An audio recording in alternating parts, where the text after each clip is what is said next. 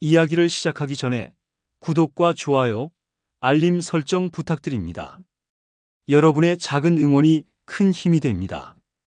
평생 성실히 일해온 한 남자가 있었습니다.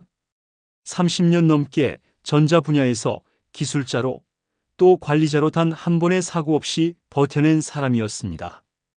회사는 그를 믿었고 동료들은 존경했습니다. 은퇴식 날 많은 사람의 박수를 받으며 조용히 퇴직을 했습니다. 그 순간만큼은 정말 행복했습니다. 이제는 아내와 함께 편안한 노후를 보내겠구나. 그는 그렇게 믿었습니다. 하지만 집에 돌아온 첫날 현실은 달랐습니다. 아내 이정희는 축하 대신 차가운 한마디를 내뱉었습니다. 이제 뭐 할 거야? 하루 종일 집에서 빈둥거리며 밥만 축낼 거야? 종수는 그저 웃어넘기려 했지만 그 말은 가슴을 파고들었습니다. 그는 집안일이라도 도우며 보람을 찾으려 했습니다. 빨래를 개고 장을 보고 청소를 했습니다. 그러나 돌아오는 건 감사가 아닌 모욕뿐이었습니다. 이게 빨래 개는 거야? 돈은 왜 이렇게 써? 청소는 한 거 맞아? 그의 마음은 점점 작아졌습니다. 직장에서 존중받던 그가 이제 집에서는 머슴보다 못한 취급을 받았습니다. 그 굴욕은 어느 날 가족 모임에서 폭발했습니다. 딸과 아들, 사위와 손주까지 모두 모여 식탁에 앉은 저녁. 종수는 오랜만에 가족과 함께하는 자리에 마음이 설렜습니다. 오늘만큼은 웃으며 밥을 먹을 수 있겠지. 그러나 아내가 내뱉은 말은 그의 가슴을 산산조각 냈습니다. 얘들아, 너희 아버지 요즘 뭐 하는 줄 아니? 맨날 집에서 빈둥거리면서 돈만 축내. 밥 한 끼도 혼자 못 챙기는 사람이야. 순간 숟가락 소리가 멎었습니다. 딸은 고개를 숙였고 아들은 쓴웃음을 지었습니다. 그리고 손주의 순진한 질문이 결정타가 되었습니다. 할아버지는 이제 아무 일도 안 해? 무능력자인 거야? 종수는 억지로 웃으려 했지만 얼굴 근육은 굳어버렸습니다. 평생 성실히 살아온 세월이 단 한순간 무능력자라는 낙인으로 짓밟혔습니다. 그날 밤 종수는 천장을 바라보며 잠을 이루지 못했습니다. 머릿속에 메아리처럼 맴도는 말은 단 하나였습니다. 돈만 축내는 사람, 밥 한 끼도 못 챙기는 사람. 존중 없는 삶, 머슴보다 못한 취급. 그는 깨달았습니다. 이대로는 살 수 없다는 것을. 그리고 마음속 깊이 작은 결심이 움트기 시작했습니다. 이것은 한 남자의 몰락이자 동시에 반전을 향한 시작이었습니다. 그는 아직 알지 못했습니다. 머슴 취급을 받던 자신의 이름이 곧 다시 세상에 불리게 될 거라는 것을. 박종수의 밤은 길고도 길었습니다. 아내의 말이 귓가에 메아리 쳤습니다. 돈만 축내는 사람, 밥 한 끼도 못 챙기는 사람. 그 한마디가 지난 40년의 세월을 부정하는 것처럼 느껴졌습니다. 가슴 한쪽이 찢어지는 듯 아팠습니다. 그는 스스로에게 물었습니다. 내가 왜 이렇게까지 살아야 하지? 평생을 가족을 위해 버텨왔는데 이제는 쓸모없는 사람이라 불려야 하는 건가? 잠은 오지 않았고 새벽이 오자 종수는 조용히 자리에서 일어났습니다. 거실 창문 너머로 희미한 새벽빛이 번지는데 그 빛은 그에게 더 이상 따뜻하지 않았습니다. 며칠이 지나도록 상황은 달라지지 않았습니다. 아내는 눈만 마주치면 잔소리를 퍼부었고 자식들조차 그를 존중하지 않았습니다. 식탁에서, 거실에서, 어디에서도 그는 더 이상 가장이 아니었습니다. 그는 존재 자체가 불편한 그림자가 되어버렸습니다.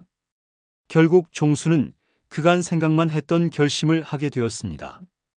이제는 끝내야 한다. 이 결혼 생활은 더 이상 의미가 없다.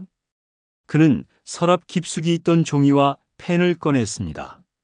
손은 떨렸지만 글씨는 단호했습니다. 이혼. 두 글자가 눈앞에 또렷이 적혔습니다. 종수의 가슴 속에서 무언가 무너져 내렸지만 동시에 이상한 해방감이 몰려왔습니다. 며칠 뒤 아내가 외출한 틈을 타 종수는 작은 가방 하나를 들고 집을 나섰습니다. 집을 떠나는 순간 발걸음은 무겁고 가슴은 허전했지만 뒤돌아보지는 않았습니다. 그에게는 이제라도 스스로를 지켜야 한다는 단 하나의 다짐이 있었습니다. 부동산을 찾아다닌 끝에 종수가 얻은 것은 허름한 원룸 하나였습니다. 6평 남짓한 방, 낡은 에어컨, 작은 창문 하나. 부엌은 좁았고 화장실은 오래된 냄새가 가득했습니다. 그러나 종수에게 그 공간은 달랐습니다. 누구의 눈치도 보지 않고 숨 쉴 수 있는 곳, 오롯이 자신의 이름으로 살아갈 수 있는 작은 집이었습니다.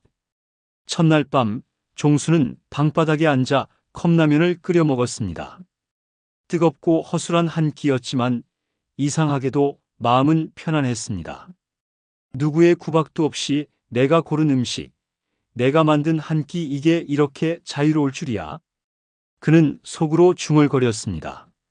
라면, 국물은 평생 먹어온 것과 다르지 않았지만 그 맛은 너무도 달랐습니다. 자존심의 맛이었고 해방의 맛이었습니다. 하지만 현실은 그리 쉽지 않았습니다. 세탁기를 돌리다 옷감을 망치기도 했고 밥을 하다 물 조절을 못해 죽이 되어버리기도 했습니다. 청소기를 제대로 다루지 못해 방 안구석에는 먼지가 그대로 남아 있었습니다. 그는 웃음을 터뜨렸습니다. 아무도 잔소리하지 않는 게 이렇게 기분 좋은 일이었나? 실수투성이 하루였지만 그 실패조차도 자유였습니다.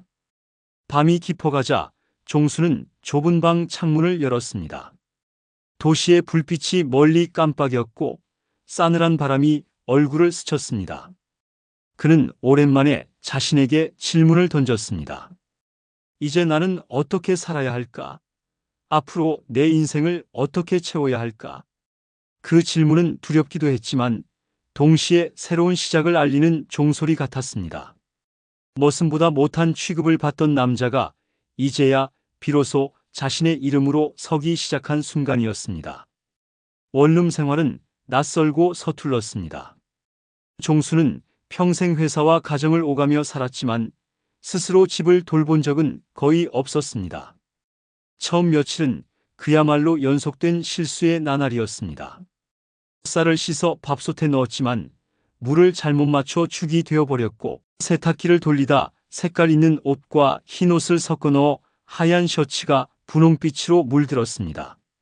청소기를 돌렸다고 했지만 구석에는 먼지가 그대로 쌓여 있었고 냉장고에 넣어둔 반찬은 며칠 만에 상해버렸습니다. 누구라면 화를 냈을지도 모를 그 상황에서 종수는 오히려 웃음을 터뜨렸습니다. 내가 이 나이에 이런 것도 못하는구나. 그래도 이제 혼나진 않으니 다행이지. 그는 라면을 끓이다가 국물이 넘쳐 가스레인지가 엉망이 되었을 때조차 혼잣말로 중얼거렸습니다. 아내가 봤다면 또 한바탕 했겠지. 하지만 이제는 누구도 잔소리하지 않아. 그 자유가 낯설었지만 동시에 기분 좋았습니다. 늦은 밤 작은 원룸 창문을 열고 바람을 쐬며 컵라면을 먹는 순간 종수는 처음으로 미소를 지었습니다. 내 인생이 다시 시작되는 것 같구나. 그러던 어느 날 종수는 오랜 친구 최병우를 길에서 우연히 마주쳤습니다. 술집 앞에서 만난 두 사람은 반가움에 서로의 어깨를 부딪히며 웃음을 터뜨렸습니다. 야, 내 얼굴이 왜 이렇게 늙었냐? 내가 거울 안 봐서 그렇지. 나도 내 모습이 그대로다. 간단히 술잔을 기울이던 자리에서 종수는 지난 사정을 털어놓았습니다. 집에서 머슴 취급만 받다가 결국 이혼했다. 지금은 원룸 하나 얻어 살고 있어. 병우는 한숨을 내쉬며 고개를 끄덕였습니다. 내가 그런 대접을 받을 사람이 아닌데 참 세상 허무하지. 하지만 종수야, 내 기술은 아직도 세상이 필요해. 종수는 웃어넘겼습니다. 내가 무슨 이 나이에 누가 나를 찾겠냐? 하지만 병호의 눈빛은 단호했습니다. 내가 다니는 회사에서 지금 전자 쪽 경력직을 특채로 뽑으려고 해. 솔직히 말하면 내 이름을 이미 추천해놨어. 종수는 술잔을 들던 손을 멈췄습니다. 가슴 깊은 곳에서 잊고 있던 무언가가 살아 움직이는 듯 했습니다. 나 같은 늙은이를 지금도 필요로 한다고. 병호는 고개를 끄덕이며 대답했습니다. 내가 가진 기술은 세월이 흘러도 사라지지 않는다. 젊은 애들이 흉내낼 수도 없는 거야. 종수야, 다시 한번 나서봐라. 그날 밤 원룸으로 돌아온 종수는 침대에 누워 천장을 바라봤습니다. 마음속에서 낯선 두 가지 감정이 동시에 일어났습니다. 두려움, 그리고 설렘. 내가 다시 설 수 있을까? 아니, 어쩌면 이번이 마지막 기회일지도 모른다. 좁은 방 안은 여전히 허름했고 식탁 위에는 컵라면 그릇이 놓여 있었지만 그의 가슴은 오랜만에 뜨겁게 뛰고 있었습니다. 며칠 동안 박종수의 마음은 요동쳤습니다. 정말 내가 다시 나설 수 있을까? 이 나이에 가능할까? 두려움과 설렘이 교차했지만 결국 그는 결심했습니다. 다시 도전해보자. 더는 잃을 게 없다. 그는 단정히 양복을 다려입고 면접장으로 향했습니다. 수십 년 만에 다시 느껴보는 긴장감이 가슴을 뛰게 했습니다. 면접실에 들어서자 젊은 임원들의 시선이 일제히 쏠렸습니다. 어르신, 나이가? 종수는 잠시 멈칫했지만 곧 담담히 대답했습니다. 예, 환갑은 훌쩍 넘겼습니다. 회의실은 순간 정적에 잠겼습니다. 젊은 실무자 중 한 명이 속삭였습니다. 지금 시대의 저 연세면 우리랑 맞출 수 있을까? 그 말은 칼처럼 종수의 가슴을 찔렀습니다. 하지만 그는 흔들리지 않았습니다. 그는 천천히 서류를 내려놓고 말했습니다. 맞습니다. 나이는 숫자에 불과하지 않습니다. 하지만 제가 걸어온 길, 제가 다뤄온 기술은 숫자가 대신할 수 없습니다. 어떤 문제든 해결할 자신 있습니다. 임원 김태식이 고개를 끄덕이며 시험 삼아 물었습니다. 좋습니다. 그렇다면 최근 우리가 겪고 있는 이 회로 문제 어떻게 접근하시겠습니까? 종수는 눈빛이 빛났습니다. 종이에 펜을 들어 도식을 그리며 조목조목 설명을 시작했습니다. 실무자들의 얼굴이 점점 변해갔습니다. 처음엔 반신반의하던 표정이 곧 놀람으로 바뀌었습니다. 와, 이건 저희도 몇 주 동안 해결 못했던 건데. 이 방법이라면 충분히 가능합니다. 회의실 안 공기가 바뀌었습니다. 종수는 손에 펜을 쥔 채 미소를 지었습니다. 오랜만에 느껴보는 감각, 누군가 자신을 필요로 한다는 그 감각? 그는 말없이 스스로에게 다짐했습니다. 나는 아직 끝나지 않았다. 면접이 끝난 뒤 임원 김태식은 자리에서 일어나 종수에게 손을 내밀었습니다. 선생님, 우리와 함께 해주시겠습니까? 우리에겐 지금 선생님 같은 경험이 절실합니다. 그 순간 종수의 눈가가 붉어졌습니다. 머슴 취급, 무능력자, 연금만 축낸다던 말들이 머릿속을 스쳤습니다. 그러나 지금 그 모든 모욕을 뒤집는 손길이 그의 앞에 내밀어져 있었습니다. 원룸으로 돌아오는 길, 그는 하늘을 올려다보았습니다. 내 이름이 다시 불렸다. 그는 그렇게 속으로 중얼거렸습니다. 출근 첫날 아침, 박종수는 거울 앞에 서 있었습니다. 낡은 양복이었지만 옷깃을 단정히 세우는 그의 손끝은 단호했습니다. 나는 아직 끝나지 않았다.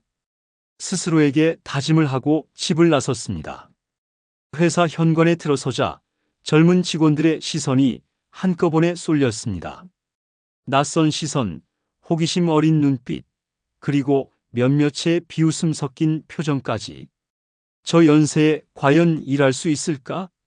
그들의 속삭임이 귀에 들려왔습니다. 종수는 흔들리지 않았습니다. 회의실에 들어선 그는 묵묵히 자리에 앉았습니다. 업무 설명이 시작되자 젊은 직원들은 빠르게 노트북을 두드렸습니다. 종수는 펜을 들고 메모를 했습니다. 그 모습에 어떤 직원은 키득이며 속삭였습니다. 아직도 종이에 적으시는 시대에 뒤처진 거 아니야? 하지만 그날 오후 프로젝트 보고서에 문제가 발생했습니다. 데이터와 실제 회로가 맞지 않는 치명적인 오류. 회의실이 술렁이었고 젊은 직원들은 당황했습니다. 이 부분, 왜 이렇게 값이 튀는 거지? 계산이 안 맞아. 모두가 허둥대는 순간 종수가 조용히 입을 열었습니다. 계산은 틀리지 않았습니다. 단지 기초 공식에서 변수를 하나 빠뜨렸군요. 그는 칠판 앞으로 나가 펜을 들었습니다. 빠르게 공식을 쓰고 수정된 값을 도출해냈습니다.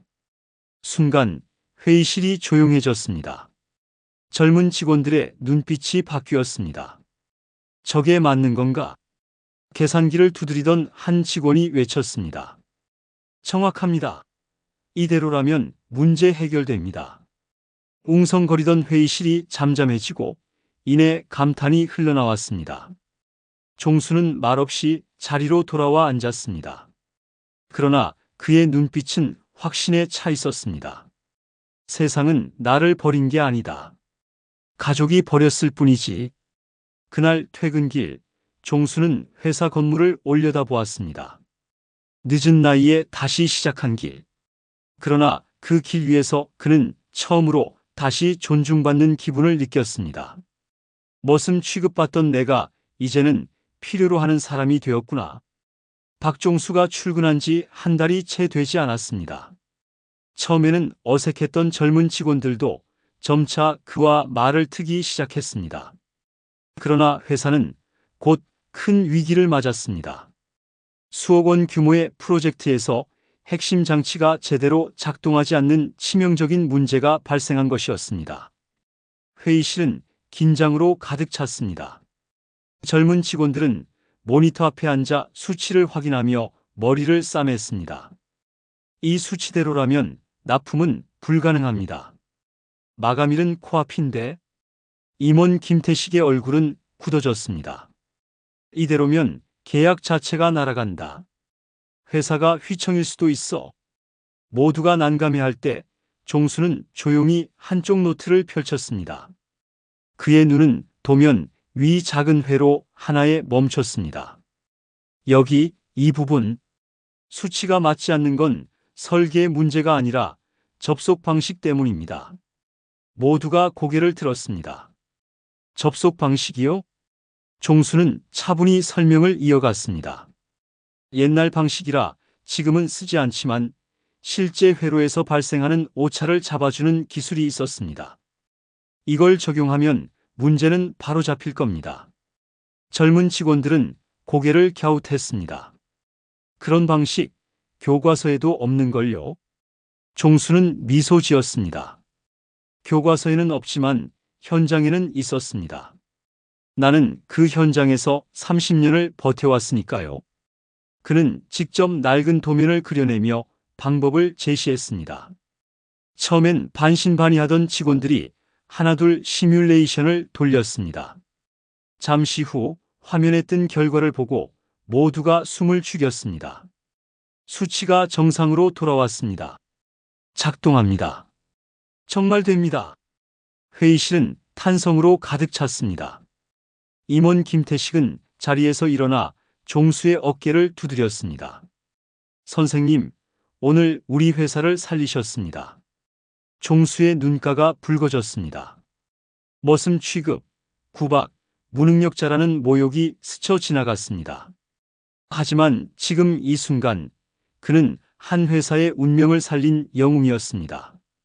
그날 밤 종수는 원룸 책상 앞에 앉아 작은 일기장을 펼쳤습니다. 나는 아직도 세상에 필요한 사람이다. 가족은 나를 버렸지만 세상은 나를 다시 불러냈다. 그는 펜을 내려놓고 창문을 열었습니다. 바람은 차가웠지만 그의 가슴은 뜨겁게 뛰고 있었습니다. 박종수의 이름은 회사 안에서 빠르게 퍼져나갔습니다. 한 번은 모두가 포기하던 프로젝트를 살려냈고, 다른 한 번은 수개월 걸릴 문제를 단 며칠 만에 정리했습니다. 젊은 직원들은 이제 그를 선생님이라 불렀습니다. 부장님, 이 부분은 어떻게 해야 합니까?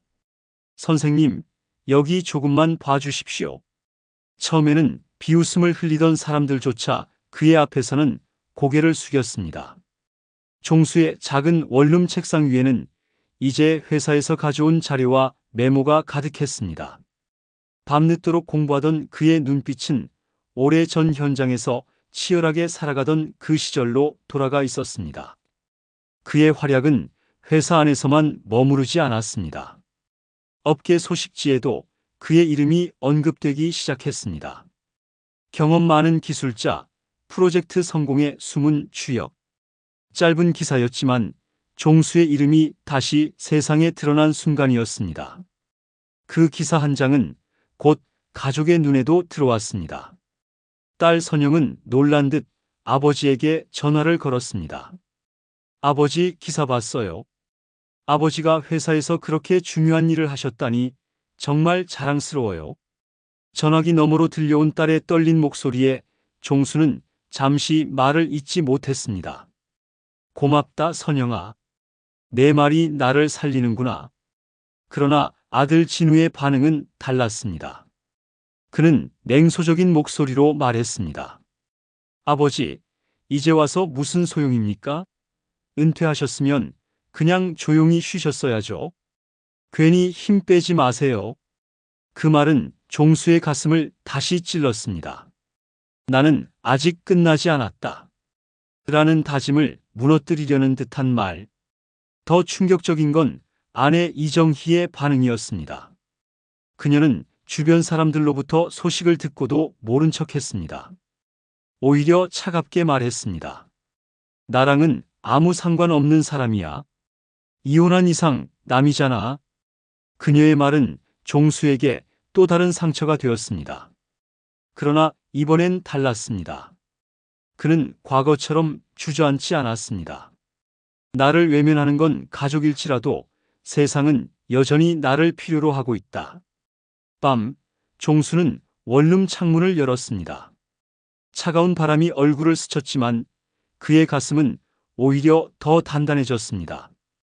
가족에게 버림받은 그였지만 회사에서는 존경을 받고 있었습니다. 두 세계 사이에서 그는 이제 어떤 길을 걸어야 할지 조금씩 깨닫고 있었습니다. 박종수의 이름은 더 이상 회사 안에서만 들리지 않았습니다. 그가 해결한 문제는 업계 사람들의 입에도 오르내리기 시작했습니다. 요즘 그 회사에 은퇴자 한 분이 들어왔다는데 웬만한 난제는 다 해결해 준다더라. 아직도 그런 실력이 남아있다는 게 놀랍네.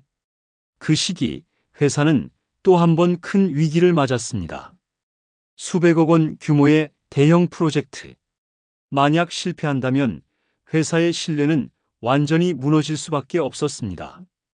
젊은 직원들은 밤낮으로 머리를 맞댔지만 문제는 풀리지 않았습니다. 도면은 복잡했고 오류는 곳곳에 숨어 있었습니다. 회의실 안 공기가 무겁게 가라앉아 있었습니다. 이대로는 납품 기한을 맞출 수 없습니다.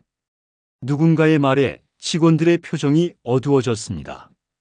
그 순간 종수가 자리에서 천천히 일어섰습니다. 한 번만 제게 맡겨주십시오. 모두의 시선이 그에게 향했습니다. 종수는 칠판 앞으로 나아가 펜을 들고 도면을 다시 그리기 시작했습니다. 손끝은 흔들리지 않았습니다. 문제는 구조가 아니라 흐름입니다. 에너지가 지나가는 길을 다시 설계해야 합니다. 내가 예전에 현장에서 직접 써본 방식이 있습니다. 젊은 직원들은 처음엔 믿지 못했습니다. 하지만 종수의 설명이 이어질수록 고개가 끄덕여졌습니다. 시뮬레이션이 돌려지고 수치가 맞아 떨어지자 모두가 숨을 죽였습니다. 선생님 말씀이 맞습니다. 문제가 사라졌습니다. 순간 회의실 안에서 환호가 터졌습니다. 임원 김태식은 깊은 숨을 내쉬며 말했습니다. 선생님, 이번에도 우리를 살리셨군요. 아니, 이제는 우리 회사뿐 아니라 업계가 선생님께 빚을 지게 됐습니다. 그날 이후 종수의 이름은 업계 전반에 퍼져나갔습니다. 그를 몰라보던 후배 기술자들조차 박 선생님이라 부르며 존경을 표했습니다. 전화가 걸려오고 다른 회사에서도 자문 요청이 들어오기 시작했습니다. 그날 밤 종수는 작은 원룸에서 홀로 앉아 있었습니다. 좁은 방, 허름한 책상. 하지만 그 공간은 더 이상 쓸쓸하지 않았습니다. 그는 거울을 보며 속삭였습니다. 머슴 취급받던 내가 이제는 다시 세상에 필요한 사람이 되었구나. 박종수의 이름은 업계 전반에 퍼졌습니다. 그 문제를 해결한 사람이 누구래? 은퇴했다가 다시 들어온 기술자라더군. 박 선생님 아니면 못한다더라. 그의 이름은 다시 존중의 상징이 되었고 업계 사람들은 그를 살아있는 교과서라 불렀습니다. 그 소식은 결국 가족의 귀에도 들어갔습니다. 먼저 딸 선영이 눈물을 글썽이며 전화를 걸어왔습니다. 아버지, 기사 봤어요. 업계에서 아버지를 존경한다는 글을 보고 얼마나 뿌듯했는지 몰라요. 아버지가 다시 존중받는 모습을 보니 제 마음이 다 벅차올랐어요. 종수는 잠시 말을 잇지 못했습니다. 고맙다, 선영아. 내가 그렇게 말해주니 내 삶이 헛되지 않았구나. 그러나 아들 진우의 반응은 달랐습니다. 냉소적인 목소리가 전화기 너머로 들려왔습니다. 아버지, 이제 와서 뭘 하신다고 은퇴했으면 그냥 쉬셨어야죠. 이 나이에 무슨 회사 일입니까? 괜히 욕심 부리다 다치면 누가 책임집니까? 그 말은 칼처럼 종수의 마음을 찔렀습니다. 그는 잠시 침묵하다가 단호히 대답했습니다. 진우야, 나는 욕심을 부리는 게 아니다. 존중 없는 집에서 머슴 취급받으며 사느니 나를 필요로 하는 세상 속에서 사는 게 낫다. 며칠 뒤 아내 이정희의 연락이 왔습니다.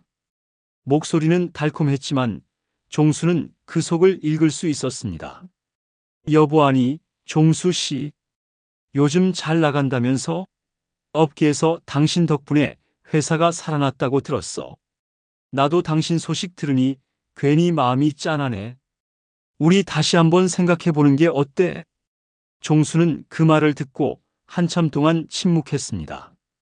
과거 수없이 들었던 독설, 모욕, 구박의 순간들이 파도처럼 밀려왔습니다.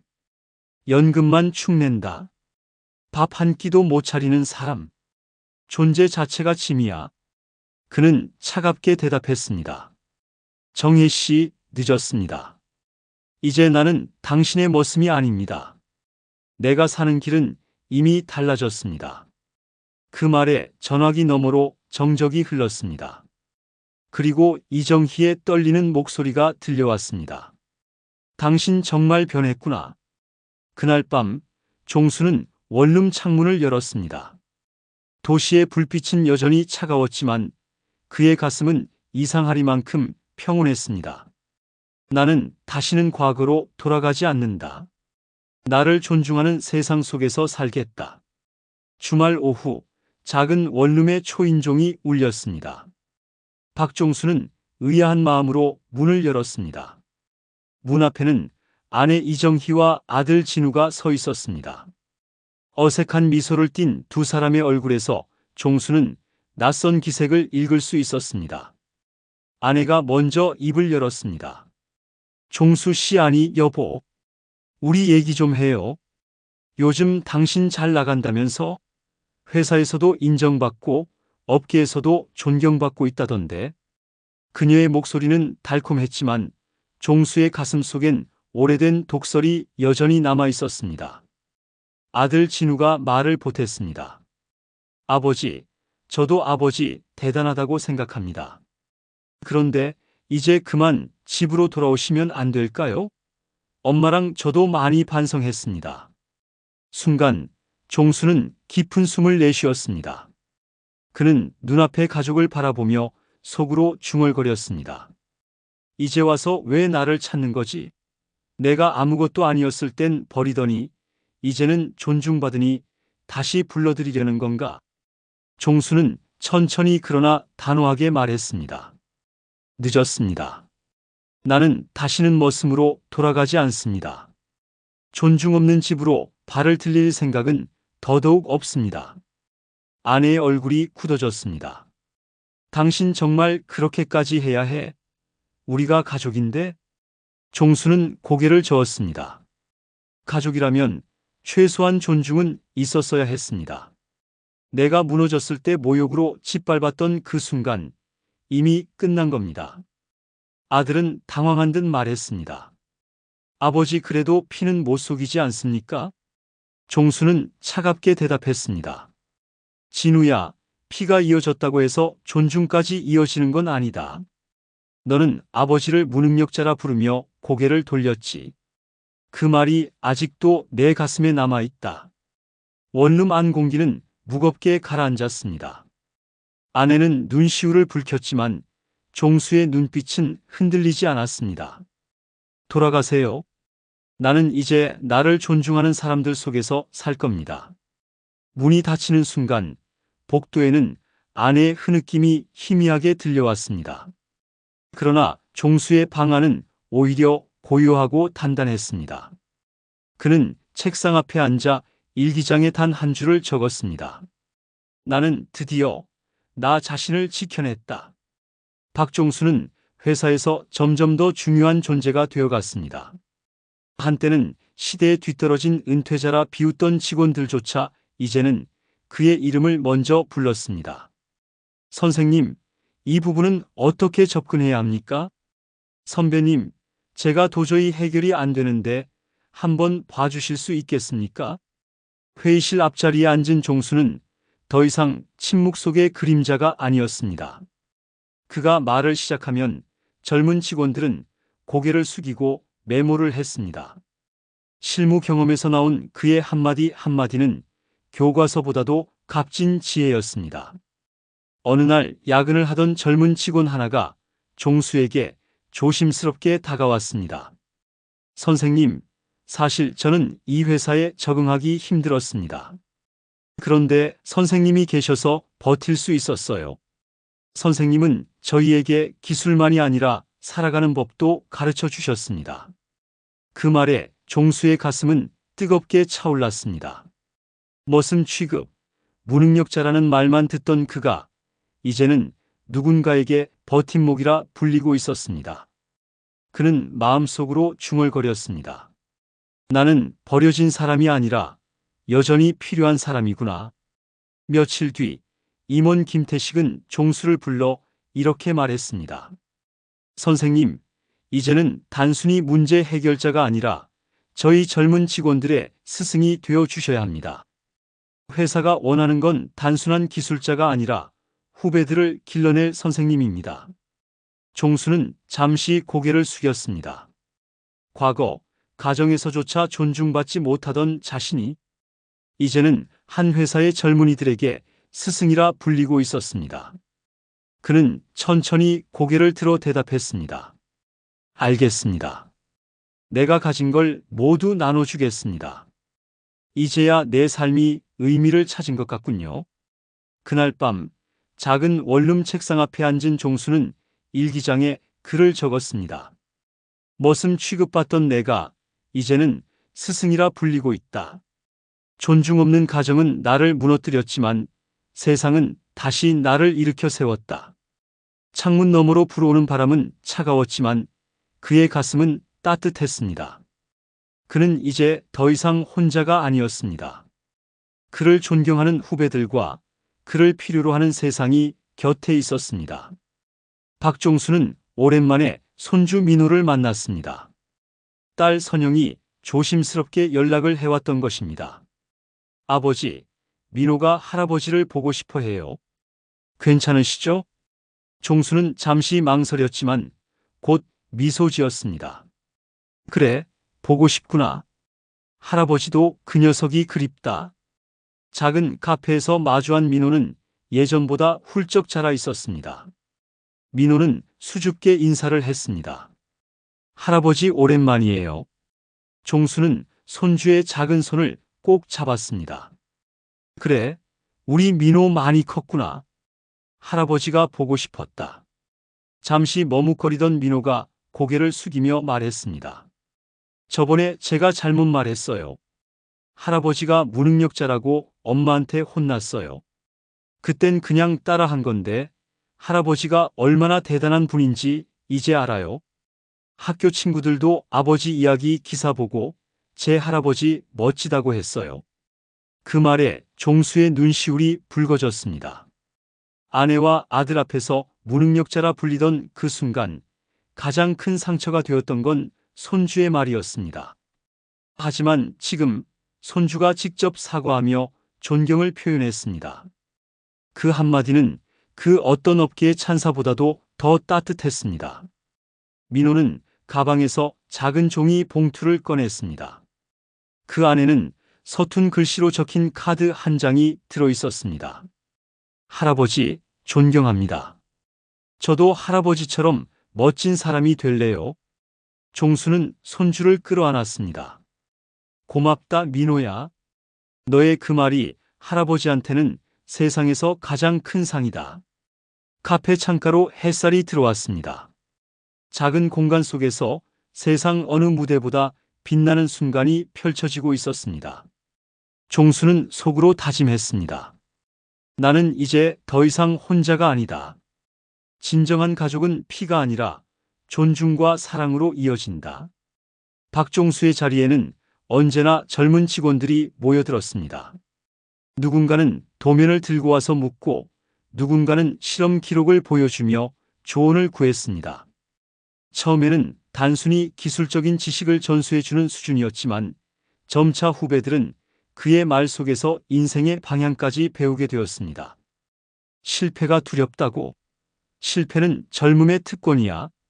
나는 수십 번 넘어졌지만 그때마다 다시 일어서서 지금 여기까지 온 거다. 그의 말에 젊은 직원들은 눈빛을 반짝였습니다. 누군가는 고개를 끄덕였고 누군가는 눈가를 훔쳤습니다. 종수의 경험은 단순한 지식이 아니었습니다. 그것은 삶의 무게에서 우러나온 가르침이었습니다. 어느 날 야근을 마치고 나온 직원 하나가 종수에게 다가왔습니다. 선생님, 사실 저는 이 회사에 적응하지 못해 그만둘까 고민했습니다. 하지만 선생님을 보며 버텨야겠다고 마음먹었습니다. 선생님은 저희에게 기술자가 아니라 어른이 되어 주셨어요. 그 말은 종수의 가슴을 뜨겁게 했습니다. 머슴 취급, 무능력자라는 말만 듣던 그가 이제는 어른이라 불리고 있었습니다.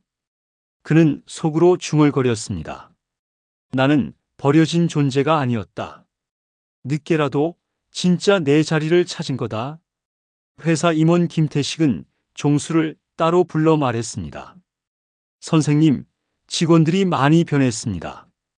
예전에는 각자 성과만 줬던 애들이었는데 이제는 서로 협력하고 배우려는 태도를 보입니다. 그 중심에는 선생님이 계십니다. 우리 회사의 진짜 자산은 기술이 아니라 선생님 같은 분이라는 걸 요즘 뼈저리게 느낍니다. 종수는 고개를 끄덕이며 미소 지었습니다. 과거 가정에서 존중받지 못했던 세월이 떠올랐지만 이제는 아무런 아쉬움이 남지 않았습니다. 그는 이미 새로운 세상에서 존중과 사랑을 받고 있었습니다. 그날 밤 원룸 책상 앞에 앉은 종수는 일기장에 이렇게 적었습니다. 오늘 나는 젊은이들에게 어른이라 불렸다. 존중은 나이에서 오는 것이 아니라 삶을 어떻게 살아왔느냐에서 오는 것이었다. 창문 너머로 불어오는 밤바람은 차가웠지만 종수의 마음은 따뜻했습니다. 그는 이제 단순한 기술자가 아니라 누군가의 길잡이가 되어 있었습니다. 박종수는 어느 날 사내 교육 프로그램 강단에 서게 되었습니다. 젊은 직원 수십 명이 그의 앞에 앉아 있었습니다. 마이크를 잡은 순간 종수의 마음은 복잡했습니다. 불과 1년 전만 해도 그는 집안의 짐 취급을 받던 남자였습니다. 그러나 지금 그는 젊은이들에게 존경받는 스승이 되어 있었습니다. 그는 천천히 입을 열었습니다. 나는 은퇴를 했고 집에서는 무능력자라 불렸습니다. 존중도 자존심도 모두 무너졌습니다. 하지만 내가 걸어온 길은 결코 헛되지 않았습니다. 오늘 이 자리에서 나는 말하고 싶습니다. 은퇴는 끝이 아닙니다. 은퇴는 또 다른 시작입니다. 젊은 직원들의 눈빛이 반짝였습니다. 종수는 이어서 말했습니다. 내가 가진 기술은 세월이 흘러도 사라지지 않았습니다.